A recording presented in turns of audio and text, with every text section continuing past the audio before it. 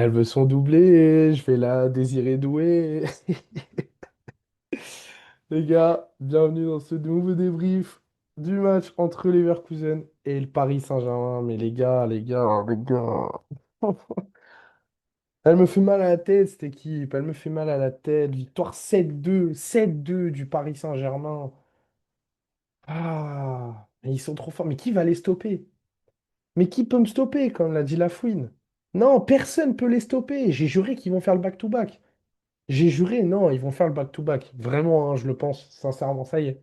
Ça y est, j'avais des deux, trois petits doutes et tout. Je me suis dit, ah, enchaîner deux fois et tout, c'est dur quand même. Mais frère, t'es t'es mal le match qu'ils viennent de nous sortir. T'es mal les performances qu'ils font depuis le début de saison, à part contre Marseille.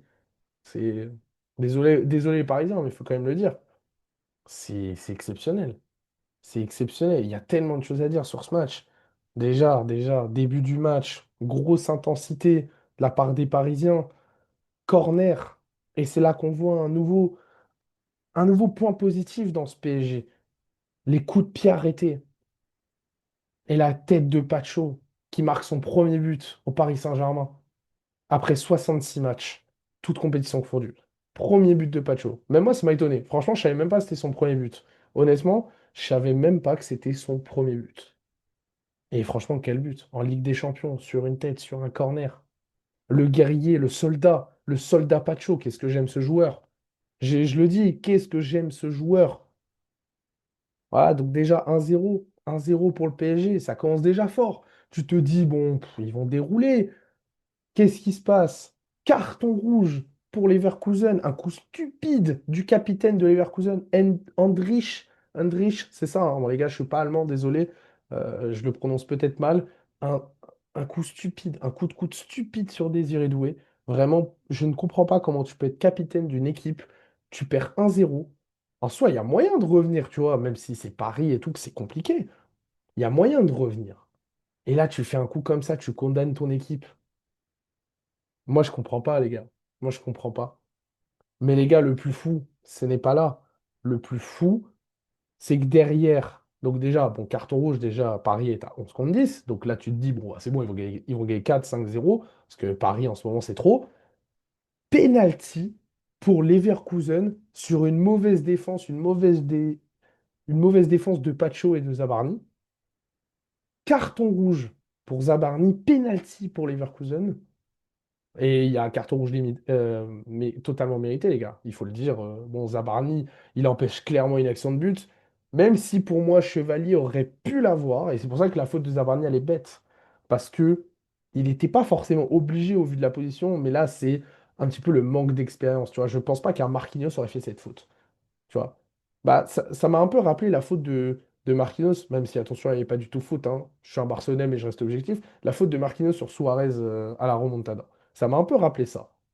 Bon, là, il y avait vraiment faute, pour le coup. Là, il y avait vraiment faute. Sur Suarez, il n'y avait absolument pas faute. C'était clairement c'était scandaleux. Hein, voilà, on va être clair. Voilà, je suis de votre côté sur ce coup-là. Mais là, c'est un petit peu le manque d'expérience. Comme Marquinhos, c'est ça que je veux souligner. C'est que contre Suarez, Marquinhos, il avait manqué d'expérience. Il avait mis son bras comme ça. Il avait à peine touché. Et forcément, Suarez, il tombe parce qu'il avait de l'expérience. Bah là, Zabarni, c'est un petit peu la même. Il le touche. Hop, manque d'expérience, penalty, carton rouge. Derrière, ça relance. Sachant que Leverkusen avait déjà raté un penalty. Il me semble que c'était Grimaldo. Ouais, Grimaldo, il a raté son péno, il l'a mis sur le poteau. Deuxième penalty pour Leverkusen. Cette fois-ci, il le marque. Alex Garcia, ancien joueur de Girone d'ailleurs. La saison où Girone a failli gagner la Liga, etc. Donc ça me disait quelque chose, mais j'étais pas sûr. Donc un partout, 10 contre 10, tu te dis déjà le match il est fou. Le match il est fou. Sauf que le problème avec ce Paris Saint-Germain là, c'est que tu peux plus rigoler avec eux. Tu peux pas t'amuser en fait. Tu ne peux pas t'amuser avec eux. Tu ne peux pas te dire oui, allez, je vais lui passer la balle, il va me la rendre. Non, tu passes la balle au Paris Saint-Germain, ils te la rendent pas.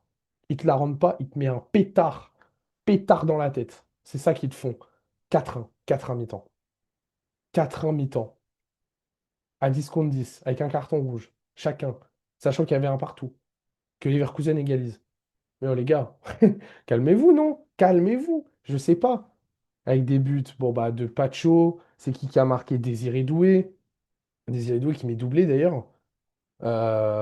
Désiré Doué, incroyable. Et Guevara, voilà. Et Guevara, but magnifique aussi sur une erreur de Leverkusen.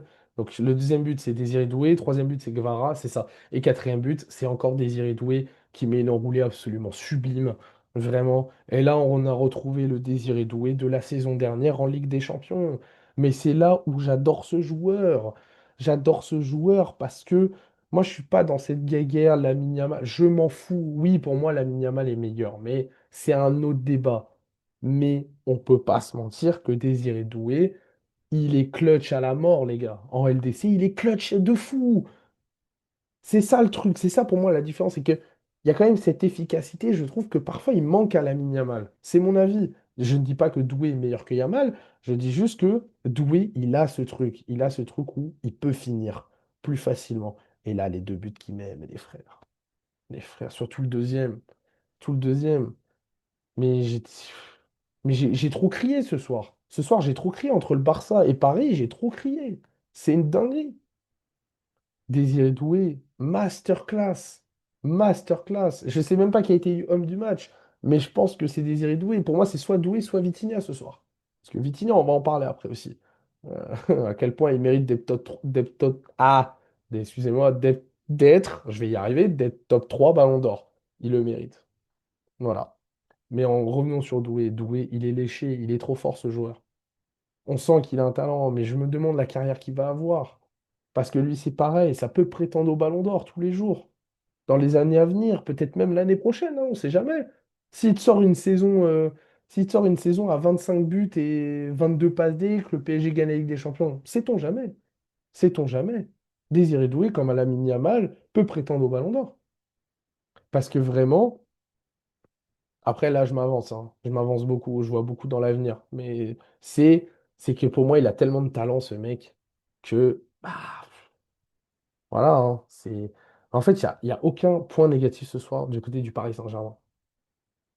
Vraiment, je le dis. Parce que derrière, pareil, on va parler des latéraux. Hakimi, Nuno Mendes. Mais eux, en fait, tu ne peux plus les toucher. Et attention, hein, Nuno, attention. Attention. Parce que on va me prendre pour un fou. Bon, peut-être pas les Parisiens, parce que eux, ils vont être contents que je dise ça, mais attention, Nuno, il peut commencer à rentrer dans les débats. Alors pour moi, il doit gagner plus de choses encore en termes de trophées, mais en termes individuels, les gars, il peut commencer à rentrer dans les débats, là.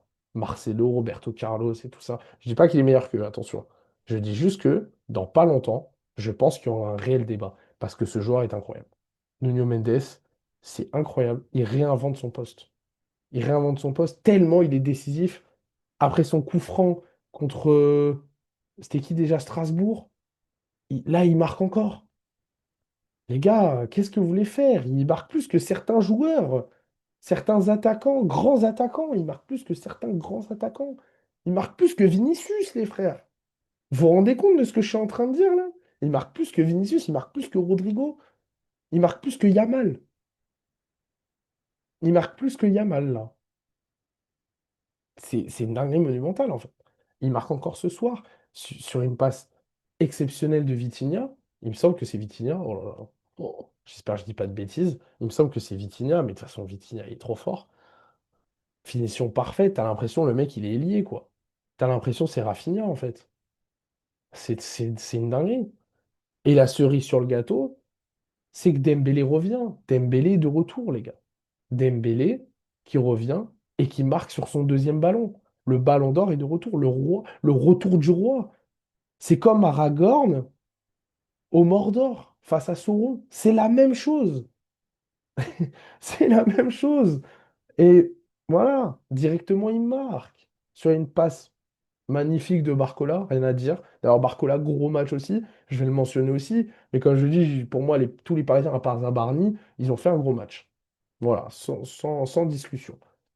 Donc voilà, Barcola, excellent match aussi. Sur les dribbles, sur l'efficacité, sur la vitesse, sur l'accélération. Même Barcola, il est trop fort. Il est trop fort. Gvara, il est trop fort, trop sous-coté, Gvara. Respectez ce joueur.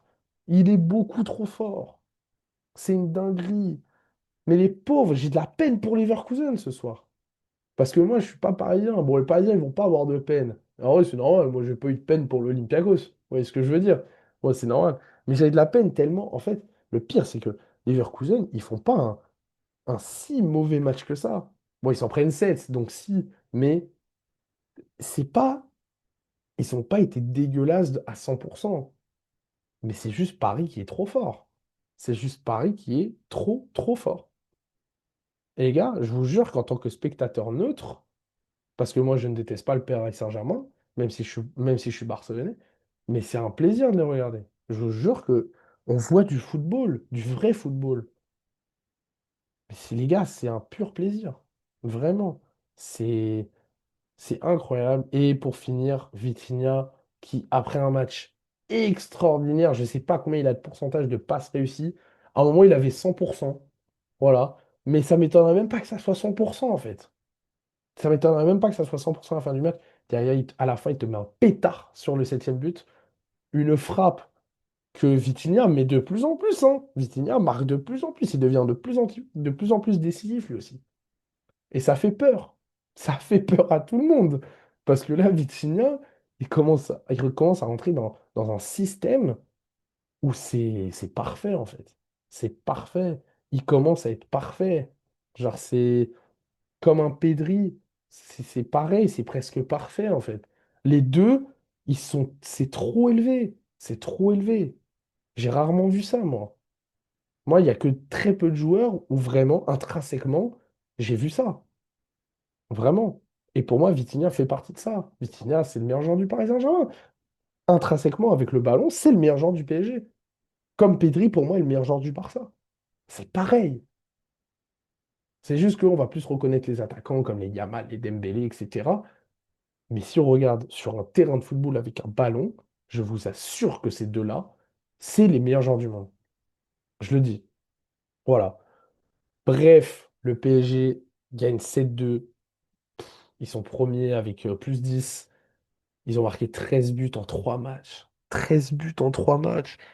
Mais la stat, elle est effrayante, en fait. Ils ont battu le record. J'ai vu aussi. Merci, merci Twitter, parce que sans ça, vraiment, j'aurais pas toutes ces infos. Ils ont battu le record du nombre de buts en Ligue des Champions sur une année civile. Il me semble qu'ils sont à 43 ou 44, si je dis pas de bêtises. Ils sont à 40, entre 42 et 44 buts en Ligue des Champions sur une année civile. Donc on compte pas la période 2024 de la saison dernière. Non, non, on compte vraiment 2025. Vous vous rendez compte de la singerie là? Est-ce que vous vous rendez compte? C'est c'est trop en fait. C'est trop grave. C'est énorme. C'est énorme. Et là, ils sont à +10. Ils sont premiers tout seuls. Parce que l'Inter, ils sont à +9. Arsenal, ils sont à +8. Ou +9 aussi. Et le PSG est à +10. Donc le PSG est premier. Et pour moi, le PSG va rester premier. Je ne les vois pas perdre un point. Je le dis, hein, je ne les vois pas perdre un point sur cette phase de Ligue des Champions. Je ne les vois pas. Personne, pour moi, il n'y a personne qui peut les battre dans un grand match. Personne ne les prend. Le Barça a perdu. Voilà. On s'est dit peut-être le Barça, etc. Le Barça a perdu. Maintenant, qui peut les prendre? À part, allez, peut-être le Bayern. C'est d'ailleurs le match qu'on attend le plus. PSG-Bayern. Je me dis, aujourd'hui, il n'y a que le Bayern qui peut battre ce PSG-là. Et pour moi, le Bayern, même s'ils les battent, ils vont pas forcément être plus forts. Ils vont pas forcément dominer. Ça sera sur l'efficacité d'un Harry Kane, d'un Michael Olise, par exemple, d'un Moussiala. Mais ça sera pas sur de la domination. Parce que la domination, ça sera Paris. Et ça, c'est sûr et certain. Et ça, j'en suis persuadé. J'en suis persuadé. Bref, en tout cas, les gars, masterclass du Paris Saint-Germain.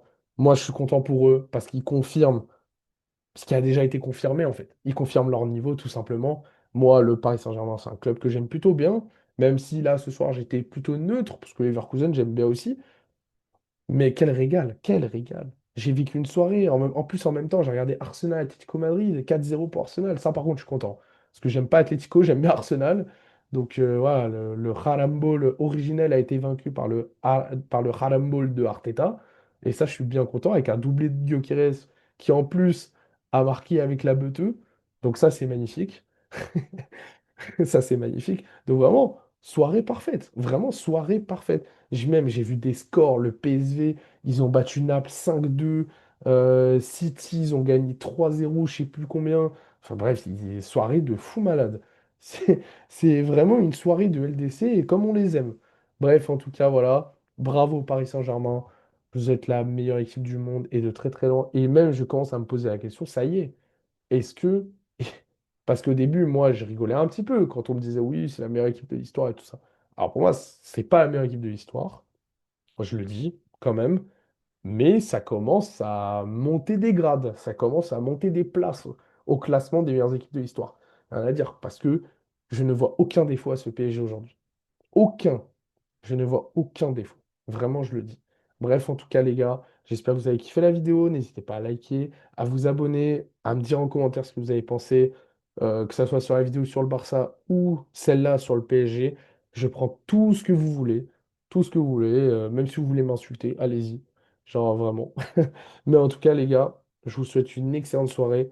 Demain, il y aura la vidéo sur le Real Madrid, en espérant un grand match, parce que c'est quand même Real-Juve même si la Juve en ce moment c'est un petit peu moyen. Mais en tout cas, voilà, je vous laisse là-dessus. Bonne soirée à tous, bonne nuit les gars.